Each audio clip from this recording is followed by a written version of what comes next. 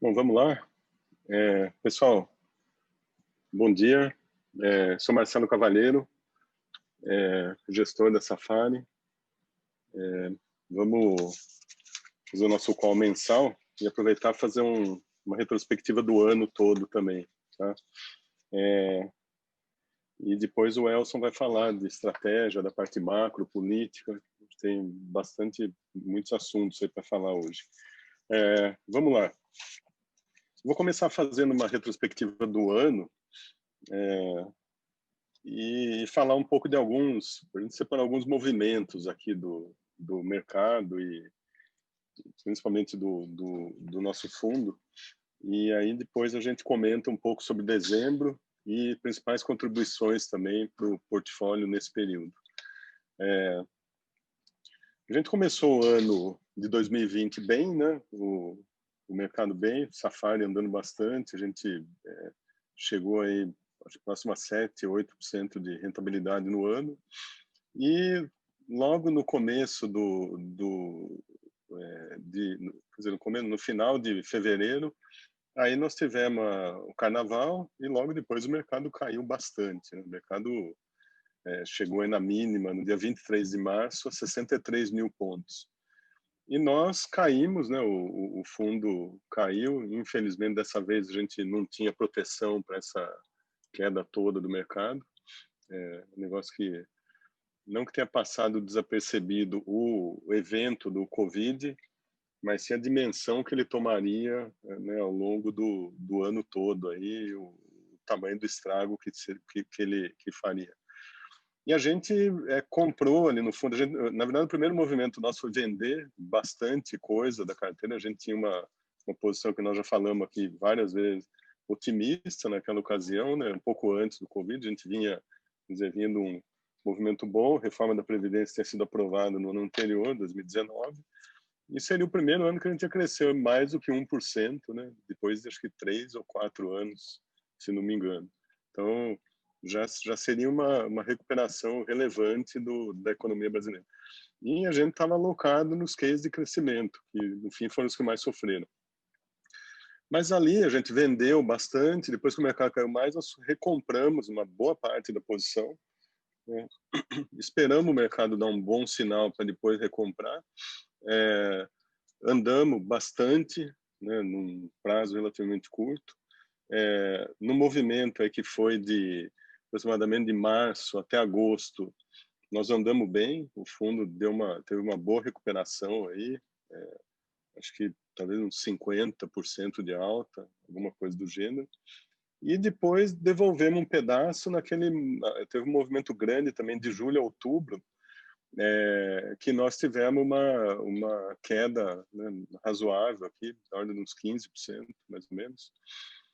E depois foi uma grande recuperação em novembro, dezembro. Aí foi uma andada relevante do mercado, e principalmente nossa aqui. Acho que é muito difícil acompanhar o índice nesses movimentos de alta, nem é o que a gente se propõe, né? Nosso grande negócio é ganhar, né, realizar ganhos na alta e proteger nas quedas.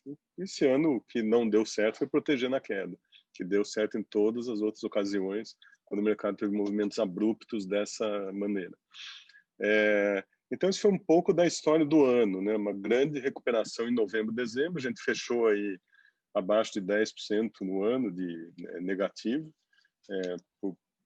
acima, né? Quer dizer, alguma coisa que 9 e pouco. Depende muito do fundo, né? Se é o 30, se é o 45, por conta de provisionamento de performance de quem entrou no fundo ali em março, abril e teve um ganho relevante aí nesse período todo. Então, acho que foi um pouco disso. Eu vou falar um pouco de novembro, principalmente dezembro, né? Esses 2 meses, acho que tiveram um movimento importante, principalmente de realocação de portfólio, né? A vitória do Biden trouxe esse rotation para o mercado, né? Que seria um dólar mais fraco, né? Foco em commodities e emergentes beneficiados, né? Crescendo bastante. Então, a gente aqui, como sempre falou, tem uma parte da carteira relevante stock picking, tem um pedaço que é uma parte de trading. Então, essa parte, de fato, foi realocada, né, até um pedaço do stock picking realocado para esses temas mais globais, né, que são os produtores de commodities, Vale, CSN, Suzano, e bancos também. Né, bancos também seriam fortemente, foram, né, favorecidos por esse movimento. O começo de novembro foi difícil, né, teve acho que alguns pregões, uns 2, 3 pregões, onde os temas ligados a e-commerce derreteram, caíram muito. A gente ainda tinha, vendemos uma grande parte, até recentemente recompramos, mas já hoje não temos mais nenhuma posição nisso. Gostamos dos cases, mas achamos que não é hora de ter agora. Então, esse rotation em novembro acabou custando uma parte de rentabilidade para o fundo.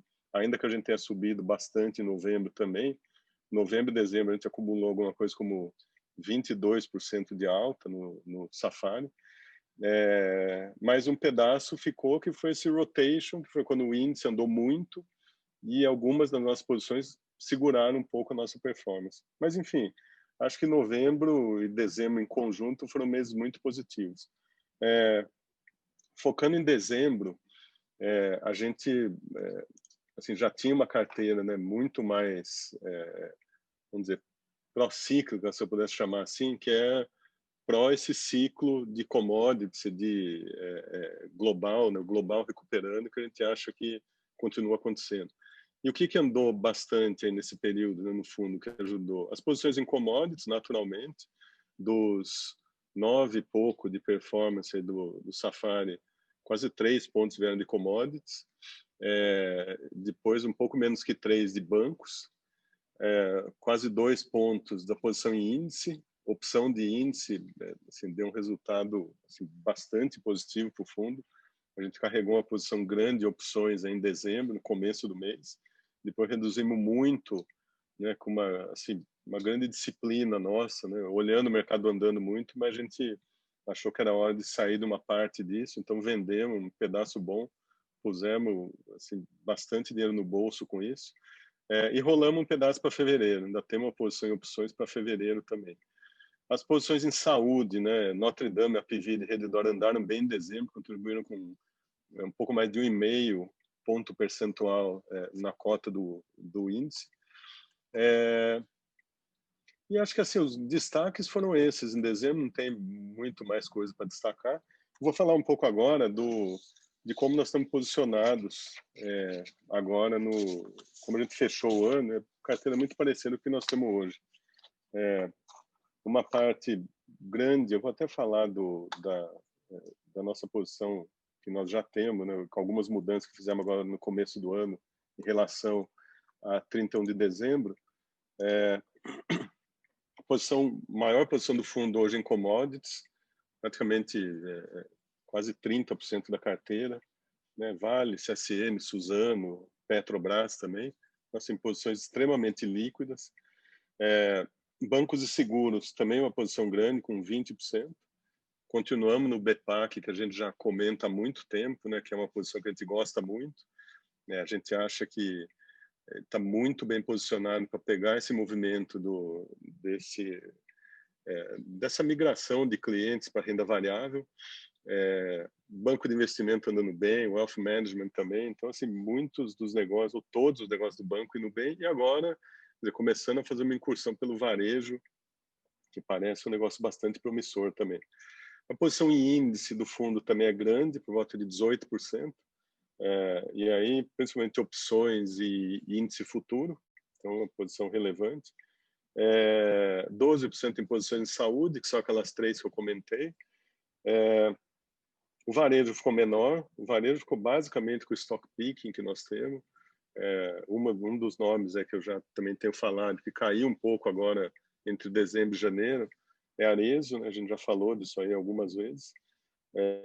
Continuamos gostando e vamos continuar posicionados. A gente acha que fez um belo trabalho ano passado, 2020, vai continuar em 2021 também. E agora tem a reserva junto, né? Tem mais uma avenida grande de crescimento aí.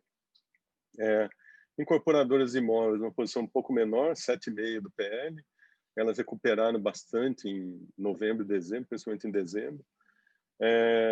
E uma posição em Oi, que a gente também já comentou aqui algumas vezes, acho que, a despeito de tudo que Oi andou, o leilão da Infraco, que vai acontecer agora no primeiro trimestre, as propostas provavelmente em algum momento agora de janeiro já vão ser colocadas, ela, assim, a nossa opinião aqui na Safari é que ainda tem um valor grande para ser destravado. O mercado precifica alguma coisa como 20 bi nessa Infraco, a gente acha que pode valer entre 25 e 30 bilhões de reais. Então tem um upside relevante ainda para Oi. E depois outras posições menores aí também em TI, né, alguns nomes aí, local web, enfim, coisa que a gente gosta, a gente acha que essa infraestrutura de e-commerce, né, de automação, ela vai continuar crescendo assim a passos muito largos, independente de PIB crescer mais ou menos. Então, assim, aqui e é a mesma coisa com o telecom, né? Essa parte de infra, independente do PIB crescer ou muito ou pouco, é, é mandatório que isso aí cresça, né? O tráfego de telecom ele vai multiplicar por algumas vezes com 5G e você vai precisar de capacidade de banda para transportar todos esses dados. E depois outras posições menores em consumo, educação, distribuição de combustíveis aí no grupo Cosan. Então, assim, a carteira, eu acho que, para dar um grande resumo aqui, ela está muito focada, né, uma metade dela, um pouquinho mais até, nesse trade de recuperação de emergentes. Então, seriam bancos, commodities, o próprio índice, né? Tudo isso aí junto dá 60%, 70% do portfólio. Então, o resto, o stock pick, ele ficou um pouco menor hoje e volta em algum momento. A gente está esperando mais uma andada, a gente acha que tem uma pernada adicional aqui para o mercado. E depois disso, provavelmente a gente volta, né, em alguns cases que já fizeram parte da carteira e que caíram bastante agora recentemente e que a gente acha que vai dar uma oportunidade muito grande de compra pela frente. Eu vou deixar para o Elson comentar melhor, mas só para alguns tópicos, acho que relevantes aí para a gente, né? Por que está comprado hoje, né? O juro continua baixo, você continua tendo um fluxo para emergentes, né? Relevante. Você deve aumentar agora com o Biden tomando posse. Acho que tem um programa também, talvez, de investimento em infra nos Estados Unidos muito grande, favorece bastante emergentes. E a recuperação chinesa, né, com o PIB crescendo 8% esse ano, é alguma coisa que vai continuar puxando preço de commodities em 2021. Então, assim, esse é um pouco do pano de fundo, do motivo da gente estar otimista e estar bastante comprado. O fundo hoje tem uma exposição aí de praticamente 100% exposição líquida do PL, e exposição contando o delta das opções que nós temos, dá alguma coisa como 115% do PL. Então, é um momento, né, que a gente vai ficar assim, mas sim, com uma leitura muito atenta do cenário, né, que o Elson vai comentar agora, que acho que vai fazer diferença de novo esse ano. Então, esperamos também esse ano estar com uma percepção melhor aí para poder ganhar com essa, eventualmente, alguma realização do mercado mais para frente. Pessoal, vou passar para o Elson e volto aqui na hora das perguntas. Obrigado. Oi, pessoal, bom dia. Então, vamos lá. Vou falar um pouco de cenário, como é que a gente está desenhando estratégia aqui, posição do fundo para essas próximas semanas, né? A história é assim, vocês viram, a gente está comprado, tem dois componentes, três, na verdade, acho que são importantes hoje na carteira, tem uma parcela grande de bancos, uma parcela grande de commodities, e a gente também tem via opção uma exposição boa no índice. A gente tem menos varejo hoje do que a gente usualmente tem, varejo, cases domésticos. A gente gosta disso, tem muito upside nessa história. A gente está aqui tateando um pouco o timing para talvez fazer esse rotation doméstico, de financials, essas large caps para esses setores mais domésticos aqui. Eu vou tentar detalhar um pouco isso, tá? Mas, assim, a gente gosta muito no curto prazo da história de emerging markets como um todo, e aí, por isso que a índice tem bancos, tem commodities, por duas razões principais. São coisas que a gente falou no último call, a gente falou sobre isso também na carta macro lá que a gente mandou para vocês em novembro. tem duas coisas aqui que iam evoluir até o final de 2020, começo de 2021, que a gente achava que teriam desfechos mais favoráveis, tá? Quais eram? Sim. Primeiro era a política nos Estados Unidos, que era você tinha eleição e você tinha que definir o que o próximo presidente ia poder fazer do ponto de vista de policy. Aqui o desfecho foi muito bom. E o segundo tinha a questão da vacina, a pandemia. Além disso, tinha a questão fiscal no Brasil. Se você virasse o ano sem romper o teto, mesmo com todas as pressões sobre a renovação do auxílio emergencial, você tirava um fator de risco importante da frente. As três coisas evoluíram de uma maneira que a gente gosta, a gente tem gostado até em alguns aspectos mais favoravelmente, tá? Então vou falar um pouco de cada um deles e qual que é a implicação de mercado. Política americana, qual que é a história aqui? Bom, a gente já sabe, Biden e democratas Biden governa, os democratas vão ter as duas casas, tá? Não é uma maioria gigantesca no Senado, o Senado virou 50-50, mas a Kamala Harris, que é a vice-presidente, é o voto de Minerva. Então, eles conseguem fazer bastante coisa. Tem limitações no Senado americano, você não consegue, para você fazer determinadas agendas, você tem instrumentos de obstrução, filibuster, e com uma maioria só de 50 mais um, você não consegue contornar. Mas para a agenda fiscal, o filibuster não é um empecilho. Então, você consegue fazer muita coisa na agenda fiscal, que no fundo é o que interessa para o mercado. Tá? O que a gente acha que o Biden vai fazer no curto prazo? Vai botar um pacote de estímulo maior. Tá? É difícil falar em valores ainda, mas eu acho que vai ter desde os $2.000 aí que o próprio Trump sugeriu no final do ano passado. Isso tem o apoio do Biden, dos democratas, esse negócio deve passar rápido. Apoio aos estados na pandemia ainda. A gente vai ver uma agenda de infraestrutura mais forte, uma infraestrutura com bias ambiental também importante, isso tudo vai acontecer. Pega essa expansão fiscal e traz isso para um cenário que já estava lá de liquidez muito abundante, a gente muda um pouco a dinâmica dos mercados. A gente sai do mundo em que você tinha um juro muito baixo por muito tempo, e muita dúvida em relação à inflação de curto prazo, e a gente começa a entrar no mundo de reflation mesmo, a gente vai ter mais inflação em dólar. Por quê? Porque eu estou com muita liquidez e agora eu tenho um estímulo de demanda importante. Inflação em dólar é basicamente dizer que é a mesma coisa que dizer que o dólar vai perder valor vis-à-vis outras moedas, tá? Que a liquidez, essa liquidez gigantesca, começa a se espalhar um pouco mais para o resto do mundo. Se você lembrar, se você olhar o comportamento de emergentes, por exemplo, o Brasil não foi diferente. A gente fez uma recuperação grande lá na crise, né? Os ativos se recuperaram bem a partir de abril em diante, e o Marcelo disse, setembro, por aí, a coisa ficou mais de lado lá fora, nos emergentes, e ficou mais de lado aqui. Na verdade, a gente até caiu aqui, porque quando fica de lado lá fora, a gente lembra que tem um problema fiscal, e a gente tem que ter isso em mente para pensar 21. Tá? Mas quando você acelera um pouco mais a recuperação, tanto no US quanto no resto do mundo, e você tem essa perspectiva de depreciação do dólar, a liquidez se espalha. Tá? Essa é uma história que começou a ficar mais clara pós-eleição do Biden.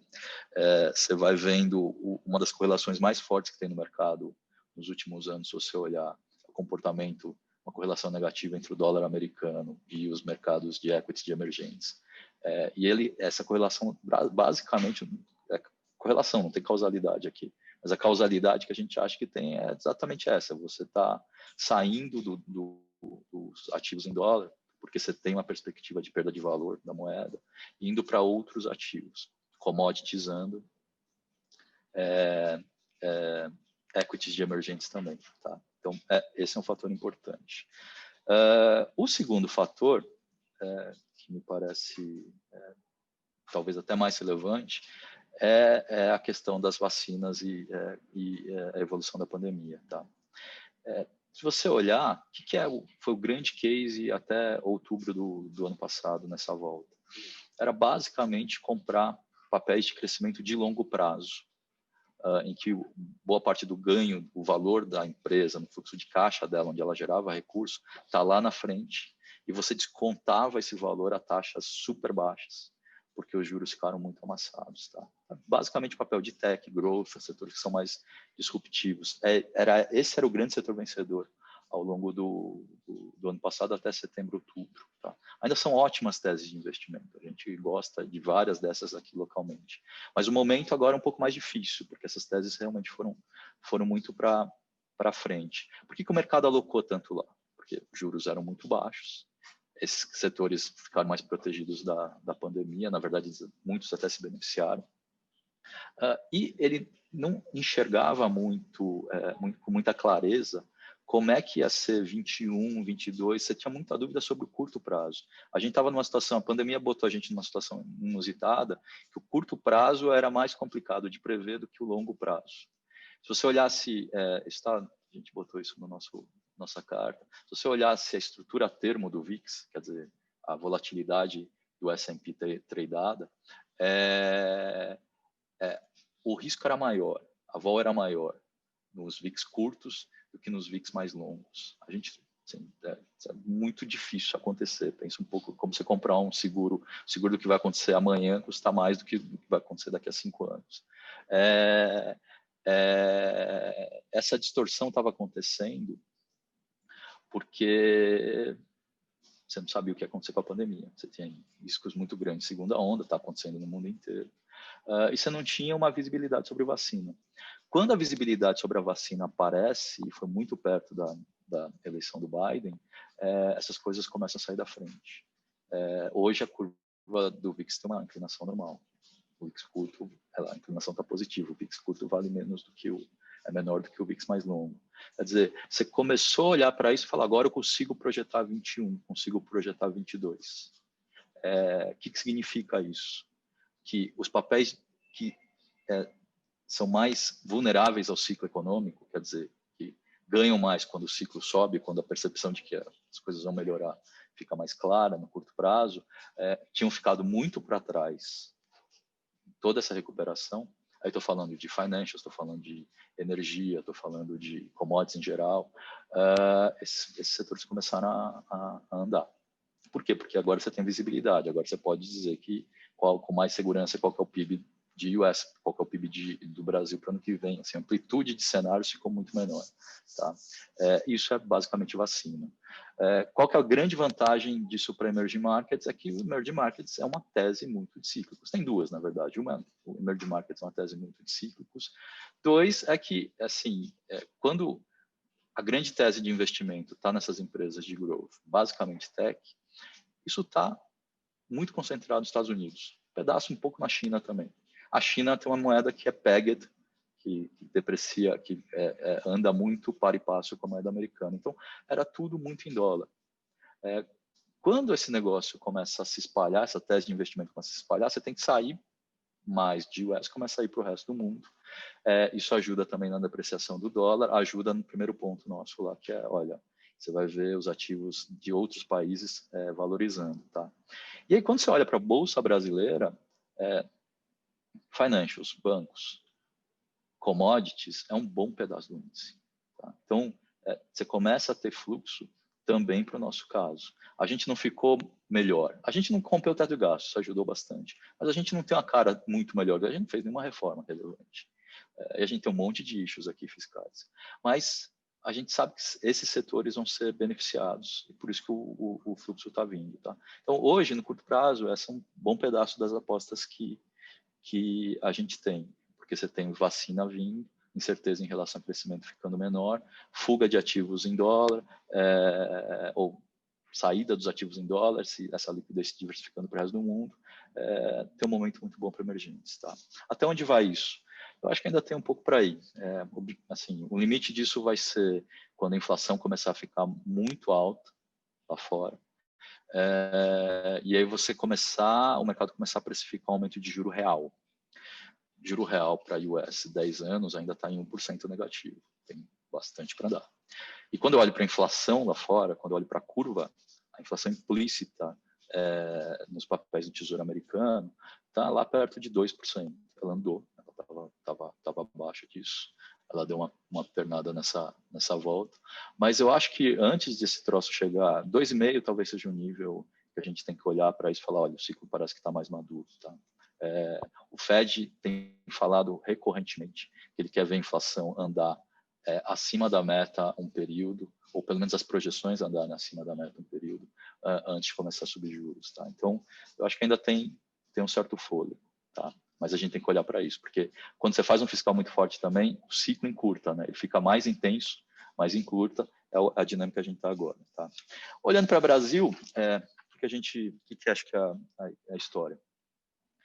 Bom, é onde está o maior upside ainda, a gente está fechando um gap importante aí de financials, commodities, esse troço está andando um pouco mais. Mas ainda nessa última pernada agora, todo o varejo, serviços, shoppings, tudo isso que está relacionado ao consumo e ao setor de serviços ficou para trás. Não é à toa, a gente está entrando numa segunda onda. E o governo deu muita cabeçada na questão da vacina esperada. Não dá para esperar nada muito diferente. Mas eu acho que tem algumas coisas aqui, isso montou um ceticismo muito grande do mercado em relação ao que pode ser a evolução da vacinação aqui, mas eu acho que tem algumas coisas que ajudam a gente. Acabou de sair aqui os dados de eficácia da Coronavac, que o Butantan vai mandar hoje para a Anvisa. 78%, é um bom número. A AstraZeneca está aprovada em UK. Se está aprovado em UK, a autorização emergencial aqui sai rápido. Tá? Ela só não saiu tão rápido, meu palpite, não é tanto pela burocracia da Anvisa, é que a Fiocruz só conseguia entregar vacina numa escala maior a partir de fevereiro. Então não adiantava você aprovar e não ter a vacina. Agora, como eles vão importar essas 2 milhões de doses da Índia, eu acho que você consegue fazer em janeiro, por isso que o Pazuello foi falar em cadeia nacional que o cronograma é esse. Então, vai sair da AstraZeneca. Entrando da AstraZeneca, a Fiocruz consegue produzir da AstraZeneca, eles prometem algo como 30 milhões de doses no Q1 e 70 milhões de doses no segundo TRI. O Butantan fala em alguma coisa como 45, 46 milhões de doses até o fim de janeiro. Vinha falando isso, eles não fizeram, provavelmente vão fazer uma atualização disso agora. Falam que no Q1 eles conseguem entregar perto de 50, 60 milhões de doses. Tá? Tem outra coisa que eu acho que é relevante, a maneira como eles estão vacinando em UK, por exemplo, no Reino Unido, eles vão vacinar, eles vão dar um espaçamento maior entre as doses e vão vacinar o maior número de pessoas possíveis com a primeira dose, na expectativa de que a letalidade já caia bastante. Então, a gente pode vacinar, a gente tem 30 milhões de idosos no Brasil. Idosos, mais população de risco, a gente pode vacinar muita gente, até o março, abril, a gente pode vacinar muita gente. E tem que lembrar que, apesar de todas a falta de coordenação e planejamento do governo, a gente tem um plano nacional de imunização, é um negócio que funciona todo ano. É o maior plano de imunização do mundo. A gente vacina 70, 80 milhões de pessoas só no ciclo da gripe. Todo ano, no intervalo que é basicamente o outono, 4 meses, a gente vacina muita gente aqui no Brasil. Então, se você plugar essas vacinas no PNI, eu acho que a gente vai ter surpresas boas aí na história de vacinação. Tá? Vacina vindo, você vai normalizar esses demais setores, que eu falei que ficaram para trás, varejo, shopping, serviços. A gente, ao longo dessas próximas semanas, a gente ganha mais convicção sobre como é que está essa coisa de vacinação, perspectiva de vacinação e segunda onda. Acho que a gente vai aumentar um pouco de exposição nisso, é isso que a gente está olhando hoje. Tá? Mas aqui é onde você pode achar um pouco de upside. Depois é mais difícil. Tá? Vai ter, o Marcelo disse bem isso, a gente estava discutindo aqui antes de entrar no call também, tem uma hora de vender, ou de ter um pouco menos de posição. Ainda acho que a história para o ano todo, do ponto de vista de emerging markets, é boa. Mas a gente tem uma barreira aqui que é o fiscal, tá? E a ausência de reformas. Aí a gente, para andar depois dessa primeira andada, que acho que vai ser boa no começo do ano, depois disso acho que a gente vai depender do Congresso, aí é uma dinâmica em que a gente não pode estar tão posicionado se o ciclo já está mais maduro. Tá? É isso, pessoal. Não sei se tem perguntas. Não tem pergunta, viu? Não temos nenhuma pergunta. Eu acho que é isso, né? Se não tem pergunta, agradecer a quem participou e vamos lá. Começando o ano, a gente está bem animado aqui. Obrigado. Opa, apareceu uma aqui, vamos lá. Olha o comentário sobre a eleição. Fala aí, Elson. Falo. Imagino que seja eleição americana, né?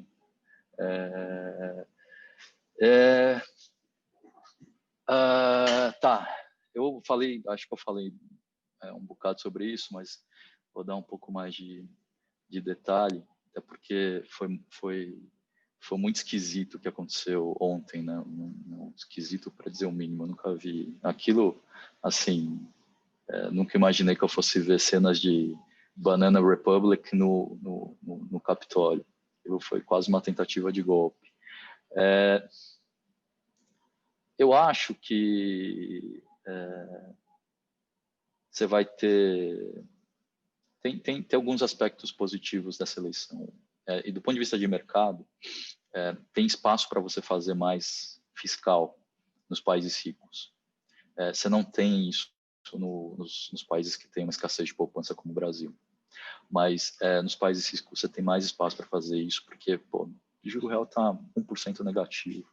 Faz sentido você expandir mais gasto agora. É meio quase consensual hoje isso, eu acho, na teoria, e você tinha uma dificuldade política em fazer isso, porque o Congresso era dividido. Agora, com o Congresso unificado, você consegue avançar nisso. Como são os democratas, vai ser mais gasto na redução do imposto, mas você consegue fazer isso. Acho que isso é um ganho bem importante, e é bem importante para os cases cíclicos. Então, essa é uma tese meio central na maneira como a gente está vendo os mercados hoje. Tá?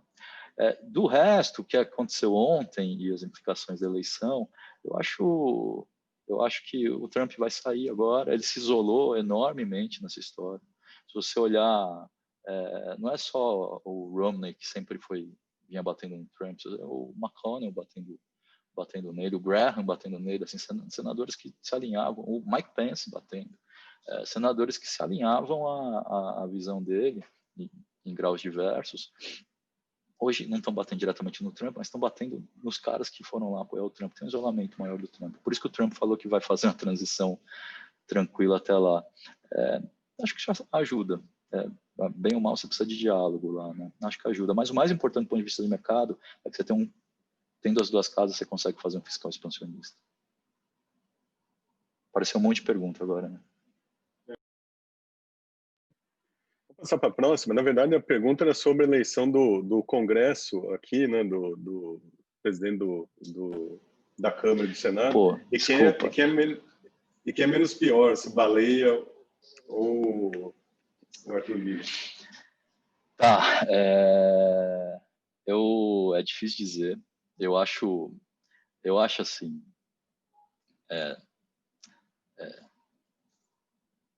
eu acho que vou dar a resposta pensando para mercado. Acho que tem um ganho evidente de você não ter, o perfil que você tem no governo hoje, tem um ganho evidente de você não ter um alinhamento automático dos presidentes da Câmara e do Senado com um governo que causa tanto estresse institucional. Tá? Mas olhando para o mercado, e aí Baleia Rossi muito melhor, mas olhando para o mercado, acho que assim, são duas coisas. Eu tendo a achar o Baleia Rossi melhor, porque o Baleia Rossi, primeira agenda de reforma tributária é do grupo deles, do Maia, o Baleia foi relator disso no começo na Câmara. Essa é uma reforma assim, muito urgente, temos que fazer. 2, ele está com um grupo originalmente que era o grupo mais responsável do ponto de vista fiscal, que é aquele meião lá do DEM, do Rodrigo Maia, o MDB, o PSDB, lá a responsabilidade fiscal é maior. O Centrão é show me the money, então é mais difícil, apesar do Centrão ter votado muito bem ultimamente. Agora, o Baleia fez um acordo com a oposição para ganhar a eleição. E a gente tem que ver o quanto que ele comprometeu. Eu não acho que ele vai comprometer o fiscal. É muito difícil, assim, o custo é muito grande, ele vai perder um monte de apoios. E o MDB, desde da Ponte para o Futuro, lá do Temer, fez um movimento para uma agenda mais liberal, para ser um partido mais programático do que é o Centrão. Então, é difícil ele abrir mão disso. Agora, para privatizações, talvez seja mais complicado. Tá? Para a autonomia do Banco Central também. Então, é duro. No Arthur Lira, o que eu acho que é positivo é privatizações andam, mas eu acho que é muito negativo. O Arthur Lira, a convicção fiscal dele, apesar do espírito ser bom, é menor. E tem um pedaço do governo e um pedaço grande do Centrão, não é exatamente o pensamento do Arthur Lira, mas um pedaço grande do Centrão, que querem gastar mais. Esse grupo orbita em torno do Arthur Lira. Aí tem que ver, quem vai arbitrar isso é o Bolsonaro, evidente, mas o noise fiscal fica maior com o Arthur Lira, acredito.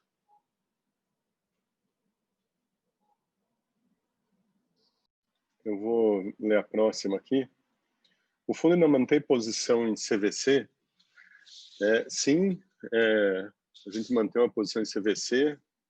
Só lembrando, CVC é uma posição que nós tivemos aí no ano de 2019, vendemos por não concordar com a parte, principalmente de governança, que estava assim, uma deterioração impressionante, né?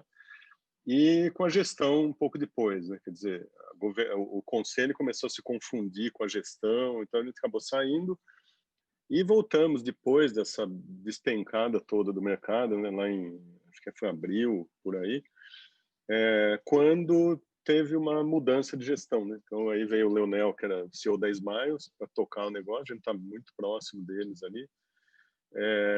E qual que é a ideia aqui? A gente acha que esse setor, um setor que assim, tem uma demanda reprimida incrível, né? Todo mundo quer viajar, não pode viajar, não podia antes, agora no fim do ano já assim, as viagens já foram retomadas, né? Acho que chegou, se não me engano, a 70%, 80% do normal, do que foi feito em 2019, né, no caso da CVC. Então, de fato, as coisas começaram a melhorar bastante lá. Tinha muita coisa para ser feita na empresa, muita coisa já foi feita, algumas outras sendo endereçadas ainda.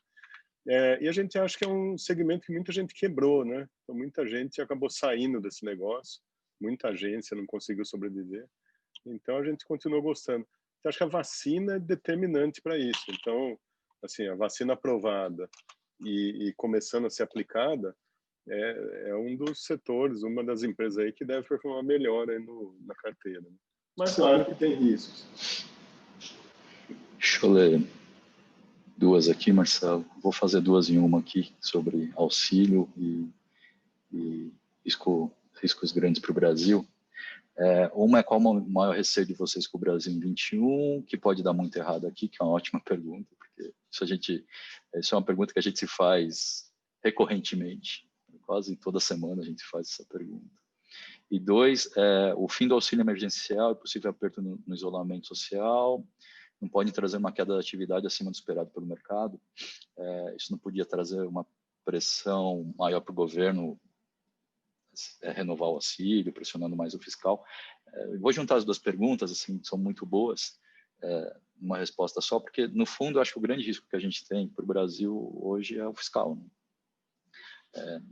Um país que tem o tamanho da dívida que a gente tem e com um orçamento todo carimbado, é muito difícil sair, é muito difícil estabilizar. Tá? A gente tem que fazer uma agenda para começar a estabilizar nossa dívida PIB e trazê-la para baixo. É claro que juros muito baixos no mundo e aqui tem ajudado muito, mas isso não vai ser para sempre. Em algum momento a gente vai começar a subir juros aqui e lá fora também. Tá? Qual que é o risco do fiscal hoje? Eu acho que, olhando para esse ano, principalmente para os próximos meses, a renovação do auxílio. Ele é menor, eu acho, do que era lá em dezembro, mas a gente tem que ver muito como é que vai ser, quem vai estar na Câmara, porque começa a tramitar por lá. mas tem um pedaço do Congresso que quer fazer. Eu acho que eles não conseguem formar 3/5, especialmente se o governo não embarcar nessa. O governo acho que não embarca porque ele perde Paulo Guedes. Eu vejo com dificuldade esse núcleo aqui, Rodrigo, Baleia, Aguinaldo, PSDB, apoiar uma ideia de vamos romper o fiscal e acabou, tá? Nesse momento. Eles fizeram isso lá com a Dilma, não deu muito certo.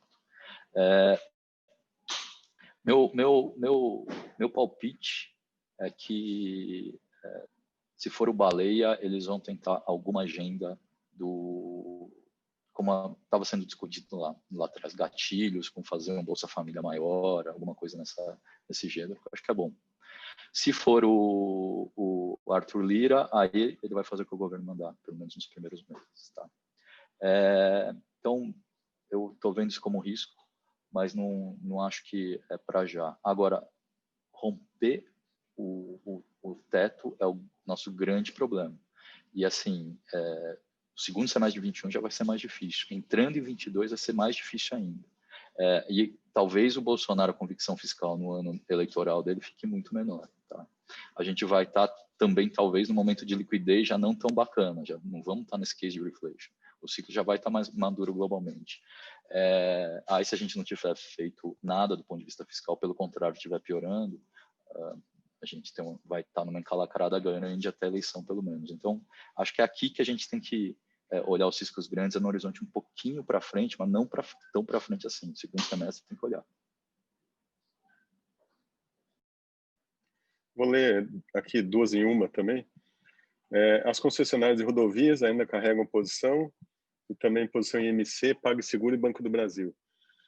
Começar pelas concessionárias, a gente, depois de um tempo, resolveu sair, a gente carregou por um tempo, fomos vendendo, até diminuindo, mas aí, num certo momento, achamos que não estava na agenda do Dória, né? Prioridade nenhuma era fazer isso. Quer dizer, o play todo era vacina, era Covid, então o governo não ia perder o foco dele nisso para cuidar de rodovias. E acho que continua. Então, assim, acho que as ações estão baratas, as duas, né? CCR e Ecorodovias, mas dependem do acerto com o governo. Então, enquanto isso aí não sair, elas vão continuar meio de lado ou caindo, né? Virando funding para outros ativos de infraestrutura que tem uma história mais clara, né? Menos belicosa aí com o poder concedente. Então, não temos mais já há algum tempo. Temos uma posição via derivativo só, mas que é irrisória para o fundo. Caso de MC, nós vendemos a posição nessa última alta forte que ela teve. A gente continua gostando desse case, mas acho que as coisas andam mais devagar do que a gente gostaria ainda. Então, recentemente começou um movimento para uma eventual mudança no management. A gente resolveu sair e esperar fora um pouco para ver como é que as coisas vão se posicionar lá. Mas a gente, por enquanto, não vai voltar. E vendemos bem, assim, ela caiu bastante depois que a gente zerou a posição. PagSeguro, não, a gente não tem posição. E Banco do Brasil, nós temos uma posição que não é muito grande, mas temos, a gente acha barato. Mas, assim, está nesse pacote aí também do índice, né? Quer dizer, enquanto o índice anda, mas que tem, o Banco do Brasil é barato, mas tem os riscos, né? Que foi o que aconteceu no passado, quase inteiro com os bancos, né? Problema com competição das fintechs, os bancos digitais, né, crescendo bastante, as lojas aí, por exemplo, principalmente os varejistas online, Mercado Livre, Magazine Luiza, todos com carteira digital. Então, assim, de fato, acho que essa turma vai roubar um pedaço de rentabilidade dos bancos mais para frente. Acho que tem uma recuperação cíclica ainda dos bancos, mas eu acho que a pernada não é tão grande quanto parece por conta da queda que eles tiveram. Aí tem mais uma pergunta aqui sobre a Oi. Se o 5G não é fibra ótica, como fica a estrutura da Oi? Na verdade, não. O 5G não é fibra ótica, né? Mas o 5G ele é carregado via fibra ótica, como é qualquer ligação de celular. Aí você faz uma ligação no celular, ele entra via antena de celular e é carregada pelas fibras óticas que tem por aí, incluindo a da Oi. Por isso é que assim, o tráfego nas redes de infraestrutura, aí, nas redes de fibra ótica, eles vão crescer muito com a adoção do 5G. Então, assim, é relevante. A gente continua animado por isso, né, com a Oi. Tem uma última aqui no chat, perguntando sobre reformas. Boa pergunta, fazia tempo que eu não falava, não fazia um call que não fala sobre reformas, né? Não falamos porque acho que os argumentos para a gente ter posição aqui é o ciclo, né? É o ciclo lá fora e aqui por causa da vacina. Reformas, difícil, porque a gente tem que ver um pouco, a gente vai ver fevereiro, acho que é o momento, porque o Arthur Lira vai querer mostrar serviços. Se o Baleia ganhar, ele vai tentar retomar a agenda de tributário e tudo mais. A questão é saber o quanto que os grupos estão, quais são as sequelas, né? Quais são as feridas que você vai ter dessa eleição nas mesas aí da Câmara, principalmente. Se você conseguir fazer uma aproximação boa do Baleia com a equipe econômica, eu acho que a reforma tributária tem bastante chance. E aí você passa a ter chance também de alguma coisa de um Bolsa Família Plus, com gatilhos, esse tipo de coisa. Do lado do Arthur Lira, acho que essa aproximação vai estar maior, mas ele precisa de voto, então ele vai ter que se aproximar desse outro grupo. Se fosse ele, eu daria reforma tributária para eles. É um bom sinal de aproximação. Mas assim, a gente não sabe como é que vai ser isso, e assim, essa eleição está muito belicosa, né? Vai ter sequelas, então a gente, nessa história toda, a gente não conta com reforma, não. E aí, se não fizer reforma, a gente tem um problema, talvez, mais para o fim do ano, tá? Ou do meio do ano para frente. Mas eu acho que está muito em aberto. Acho que acabou, né? Tá bom. Pessoal, obrigado aí pela confiança, mais um mês aí, mais um ano, né, na verdade. A gente está aqui à disposição de vocês. Pessoal, obrigado, hein? Até a próxima.